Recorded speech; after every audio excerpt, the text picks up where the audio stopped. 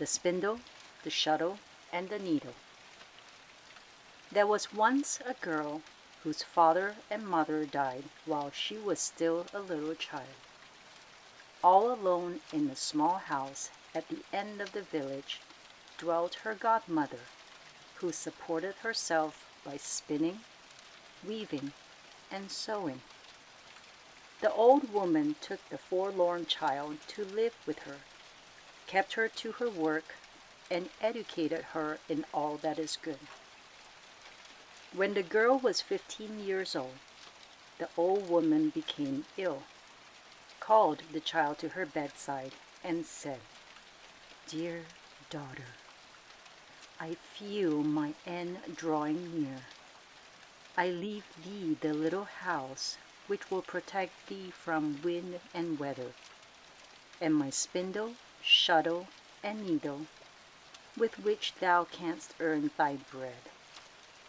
Then she laid her hands on the girl's head, blessed her, and said, "Only preserve the love of God in thy heart, and all will go well with thee." Thereupon she closed her eyes, and when she was laid in the earth, the maiden followed the coffin, weeping bitterly, and paid her the last mark of respect. And now the maiden lived quite alone in the little house, and was industrious, and span, wove, and sewed, and the blessing of the good old woman was on all that she did.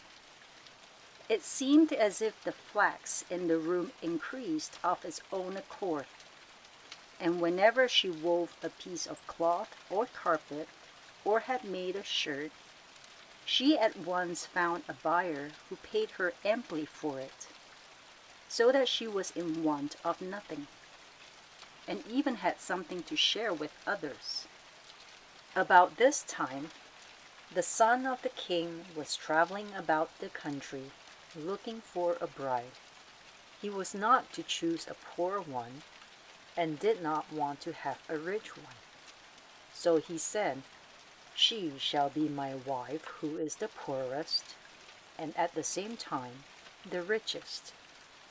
When he came to the village where the maiden dwelt, he inquired, as he did wherever he went, who was the richest and also the poorest girl in the place.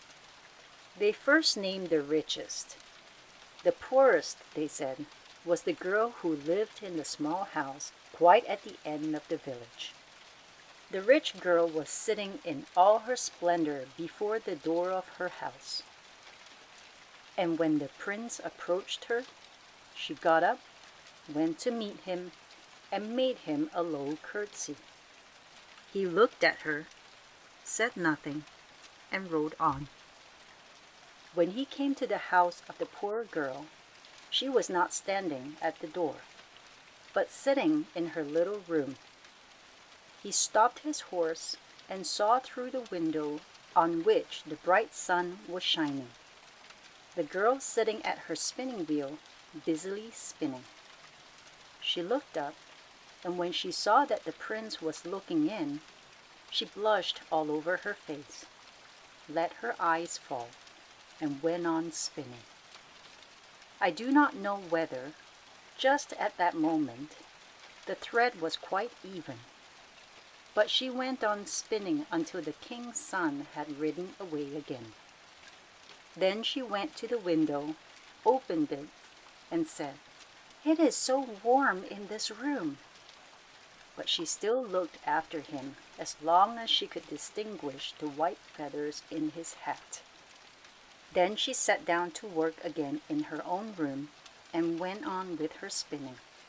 And a saying which the old woman had often repeated when she was sitting at her work came into her mind, and she sang these words to herself: "Spindle, my spindle, haste, haste thee away, and here to my house bring the wooer, I pray." And what do you think happened?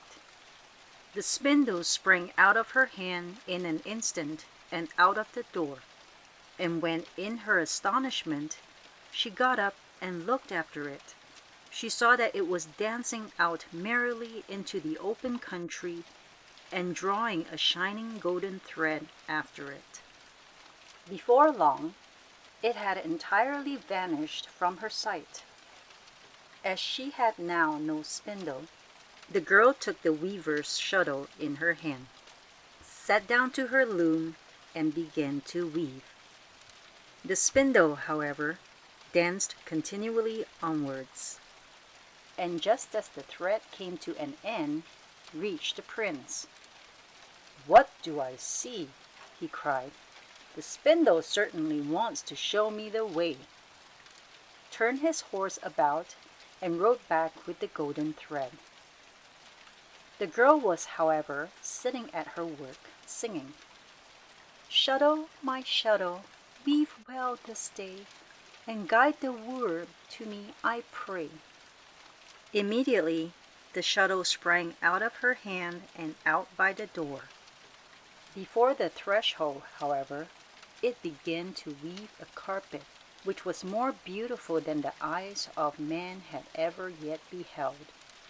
Lilies and roses blossomed on both sides of it, and on the golden ground in the center, green branches ascended, under which bounded hares and rabbits, stags and deer stretched their heads in between them. Brightly colored birds were sitting in the branches above. They lacked nothing but the gift of song. The shuttle leapt hither and thither, and everything seemed to grow of its own accord. As the shuttle had run away, the girl sat down to sew. She held the needle in her hand and sang, "Needle, my needle, sharp-pointed and fine, prepare for a wooer this house of mine." Then the needle leapt out of her fingers and flew everywhere about the room as quick as lightning. It was just as if invisible spirits were working. They covered tables and benches with green cloth in an instant, and the chairs with velvet, and hung the windows with silken curtains. Hardly had the needle put in the last stitch than the maiden saw through the window the white feathers of the prince, whom the spindle had brought thither by the golden thread. He alighted, stepped over the carpet into the house, and when he entered the room, there stood the maiden in her poor garments, but she shone out from within them like a rose surrounded by leaves. "Thou art the poorest, and also the richest," said he to her. "Come with me, thou shalt be my bride." She did not speak, but she gave him her hand. Then he gave her a kiss, led her forth, lifted her onto his horse, and took her to the royal castle, where the wedding was solemnized with great rejoicings. The spindle, shuttle, and needle were preserved in the treasure chamber and held in great honor. End of story 188.